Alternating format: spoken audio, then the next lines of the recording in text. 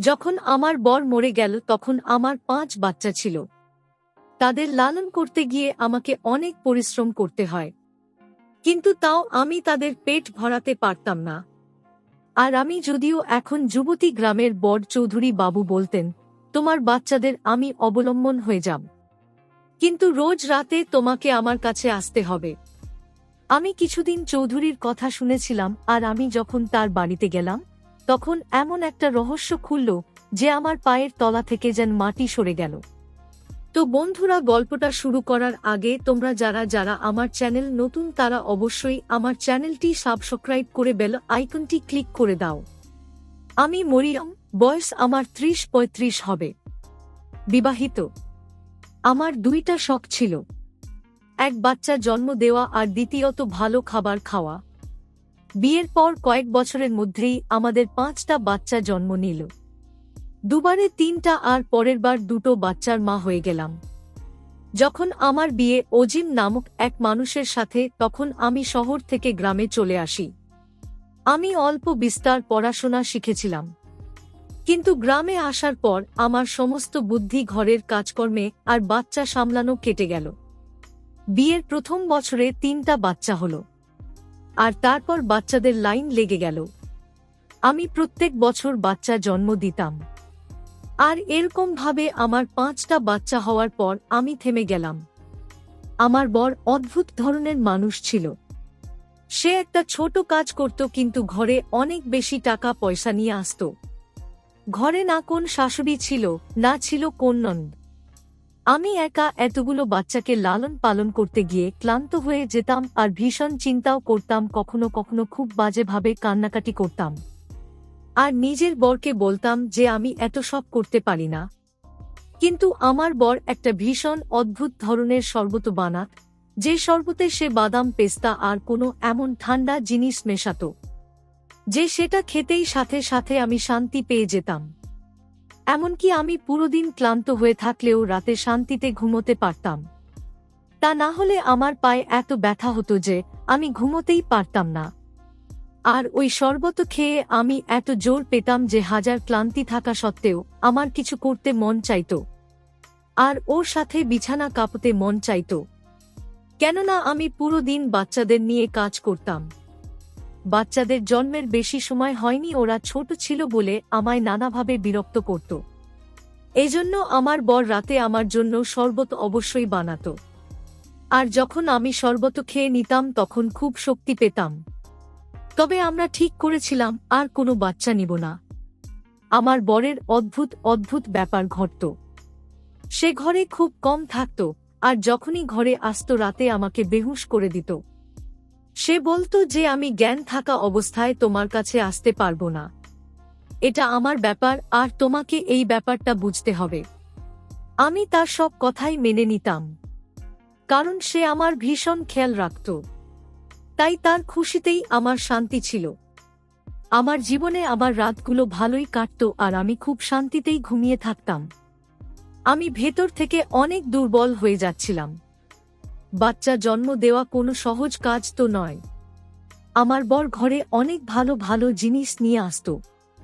সে আমাকে ভালোভাবে খাওয়াতো আর সারা রাত আমাকে আদর সোহাগ করে কাটাতো। কিন্তু তার মাইনে খুব একটা ভালো ছিল না। ওর কাছে তো নিজের জমিও ছিল না। অন্যের জমি দেখাশোনা করত সে, তাহলে এত টাকা পয়সা না জানি কোথা থেকে আনত। যা চাইতাম তাই এনে দিত, সাথে সাথে বাচ্চাদের জন্য খুব ভালো বাবাও ছিল সে। এমন ছিল না যে একটা বাচ্চার জামা কাপড় অন্য বাচ্চাকে পরাতাম। যখনই বাচ্চা জন্ম নিত তাদের জন্য নতুন নতুন জামা কাপড় বানাতাম। গ্রামের লোকেরা আমায় প্রায়ই বলতো, তোমার বর তোমাকে খুব ভালো অবস্থায় রেখেছে। আমি প্রথমে বিয়েটা করতে চাইনি, কিন্তু এখন আমি বুঝতে পারি যে আমি সৌভাগ্যবতী। কিন্তু আমার খুশিতে আগুন লাগানো হলো যখন একদিন আমি খবর পেলাম আমার বর অজ্ঞান অবস্থায় পাওয়া গেছে। তাকে নিয়ে যাওয়া হয়েছে হসপিটালে। কিন্তু তারপর দ্বিতীয় খবরটা আমার প্রাণ বের করে দিল। যখন ডাক্তারের কাছে তাকে নিয়ে যাওয়া হচ্ছিল তখন সে রাস্তার মধ্যেই নিজের শেষ নিঃশ্বাস ত্যাগ করল। আমি ভীষণ কেঁদেছিলাম, ভীষণ ছট করেছিলাম। আমার বরকে ছাড়া বাচ্চাদের কি করে সামলাবো। এই চিন্তাটাই সবার আগে মাথার মধ্যে এসেছিল। আমার বর ঘরে কিছু টাকা পয়সা রেখেছিল, যেটা তার কবরের খরচা হয়ে গেল। কিন্তু দূরের আত্মীয় স্বজন ছিল, কেউ আমাদের নিজের ঘরে নিয়ে যেতে রাজি ছিল না, আর না কেউ আমাদের সাহারা দিতে চেয়েছিল। যদি সমস্ত আত্মীয় স্বজন মাসের কিছু কিছু পয়সাও দিত, তাহলে আমাদের কোনভাবে সংসার চলেই যেত। কিন্তু কেউ এই ব্যাপারটা এগিয়ে আসেনি। এদের সবাইকে কেউ লালন পালন করতে পারবে না। আমাদের এখানে যখন কোন মহিলা এভাবে বিধবা হতো, তখন তাদেরকে এটাই উপদেশ দেওয়া হতো যে তুমি দ্বিতীয় বিয়ে করে নাও, যাতে তোমার বাচ্চাদের পালন করার মতো কাউকে তুমি পেয়ে যাও। কিন্তু কোন পাগলি হবে যে এরকম একটা মহিলাকে বিয়ে করতে চাইবে, যার সাথে 5টা বাচ্চা ছিল, আর তার মধ্যে আবার 4টে মেয়ে। আমি রেগে গিয়ে সব আত্মীয়দের অনেক কথা শুনিয়ে দিলাম, আর বললাম কোনো দরকার নেই আমার কাউকে, আমি নিজের বাচ্চাদের নিজেই পালন করব, তোমরা যেতে পারো। তোমাদের সম্পর্কের মানুষটা তো এই দুনিয়া থেকে চলে গেছে, তার মৃত্যু উপলক্ষে রান্না করা খাবার ও শেষ হয়ে গেল, কিন্তু এখনো এখানে বসে আছে সবাই। সব লোকেরা আমাকে অনেক কথা শোনালো আর বলল, আমরা তো তোমার লাভ নিয়ে ভাবছিলাম, কিন্তু তুমি তো ভালোর যোগ্যই না। আমি বললাম, বেরিয়ে যাও ঘর থেকে, কারোর দরকার নেই। বাড়িতে কিছু টাকা পয়সা পড়েছিল, প্রথমেই তা ব্যবহার হয়ে গেল। এরপর বাড়ির কিছু জিনিসপত্র বিক্রি করতে লাগলাম।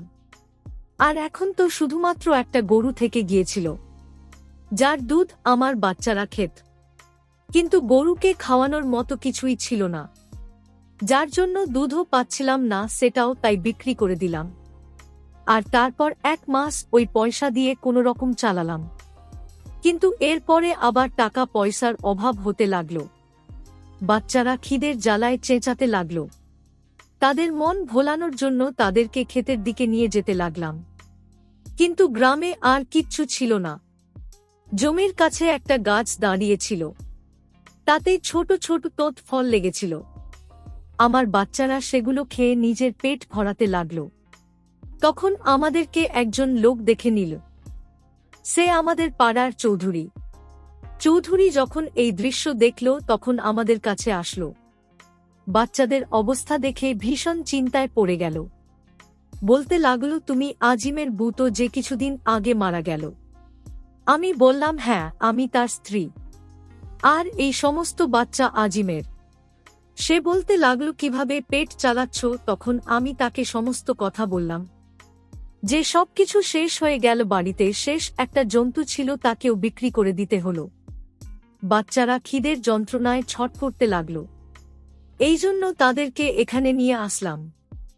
সে বাচ্চাদেরকে গাড়িতে বসিয়ে নিল, আমাকেও বলল গাড়িতে বসতে, আর বলল, তোমাদেরকে বাড়ি ছেড়ে দিয়ে আসি। বাড়িতে যখন আমাদের ছাড়তে আসলো, তখন আমার হাতে এসে কিছু পয়সা দিল। আমি ভীষণ খুশি হলাম যে চৌধুরী আমার অবস্থা বুঝতে পেরেছে। আমি বললাম, চা খেয়ে যান।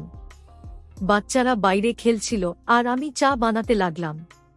চৌধুরীর জন্য চা বানিয়ে যখন আমি তাকে দিলাম, সে কাপের সাথে আমার হাত ধরে নিল। আমি নিজের হাত সরিয়ে নিলাম। বললাম, চৌধুরী সাহেব, এটা আপনি কি করছেন? সে বলতে লাগলো, তুমি ভেবেছ যে তুমি কি করছো আর কি করবে? এতগুলো বাচ্চার পেট কিভাবে চালাবে? যে পয়সা আমি দিয়েছি ওটা 2 দিন পরেই তো শেষ হয়ে যাবে, আর তারপর তুমি কি করবে? আমি বললাম, এই দুনিয়ায় কেউ না খেয়ে থাকে না, কিছু না কিছু করে নেব আমি। হতে পারে এই বাড়িটাই বিক্রি করে দেব। তখন চৌধুরী বলল, ঘর বিক্রি করার মতো বোকামি একদম করবে না, না হলে রাস্তায় চলে আসবে। আমার কাছে তোমার জন্য কাজ আছে। আমি মনের মধ্যে ভাবতে লাগলাম যে চৌধুরী সাহেবের অনেক বড় বাড়ি আছে, বোধহয় সেই বাড়িতেই আমাকে কোন কাজ দেবে, তাহলে আমি আমার বাচ্চাদের পেট চালিয়ে নিতে পারব।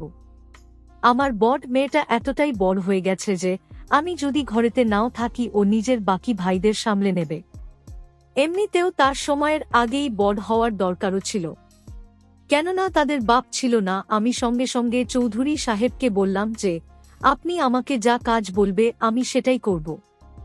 সে বলল যে রাতের বেলা চলে এসো, আমি জিজ্ঞাসা করলাম রাতের বেলা কোন সময়, এটা ভেবে আমি একটু চিন্তায় পড়ে গেলাম যে রাত্রিবেলা আমাকে কেন ডাকছে। তখন উনি বললেন যে রাত্রিবেলা 10টার পর চলে এসো, আর বাড়ির সামনে দরজা দিয়ে আসবে না, পিছনের দরজা দিয়ে এসো। এবার আমি এতটাও তো বোকা ছিলাম না যে সেই সমস্ত কথা বুঝতে পারবো না। আমি বুঝতে পেরে গিয়েছিলাম যে চৌধুরী আমাকে পিছনের দরজা দিয়ে এত রাত্রে কেন ডেকেছিল। সে চলে গেল আর আমি সেই সব চিন্তাতেই পড়ে রইলাম। যে পয়সা চৌধুরী দিয়েছিল সেটা মুদিখানার দোকানে আগেকার হিসেবের জন্য কেটে নেওয়া হলো, আর শুধুমাত্র এটুকুই খাবার দিল যতটুকু আমরা একবার মাত্র খেতে পারব। তাছাড়া সে অন্য কিছু দিতে রাজি ছিল না।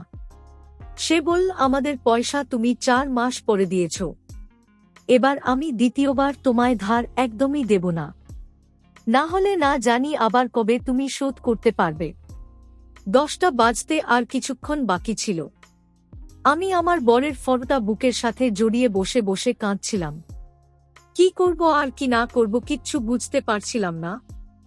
আমার বর সবসময় আমাকে ভালোভাবে খাইয়ে এসেছে, ভালো ভালো জামা কাপড় পরিয়েছে, কখনো কোনভাবেই বাজে জীবন আমাদেরকে সে দেয়নি। আমার সে ভীষণ খেয়াল রাখত। কিন্তু এখন আমি কি করব? কালকের জন্য ঘরে খাবারের কোন ব্যবস্থাও নেই। আমি পড়াশোনা জানতাম, কিন্তু এতটুকু পড়াশোনা কোন কাজে লাগবে? আর এতগুলো বাচ্চাকে ছেড়ে আমি যদি চাকরি করতে যেতাম, তাহলে আমি কি চাকরি করতে পারতাম? কারোর বাড়িতে কাজ করে নিতাম। কিন্তু এখানে তো সবাই গরিব, শুধুমাত্র চৌধুরী ছাড়া। চৌধুরী আমাকে চাকরের কাজ দিতেই পারে, কিন্তু সে আমাকে চাকরের কাজ দিচ্ছে না। সে আসলে দিতে চায় না, এই ভেবে হৃদয়ে এ পাথর রেখে দিলাম। বাচ্চাদের ঘুম পাড়িয়ে দিলাম আর বড় মেয়েকে বললাম সবার খেয়াল রাখতে আমি আসছি। ঘর থেকে কালো চাদর গায়ে দিয়ে বেরোলাম আর চৌধুরী বাড়ির পেছনে দরজা দিয়ে ঢুকলাম, যে সেখানে যেন কেউ চোর ভেবে ধরে না নেয়।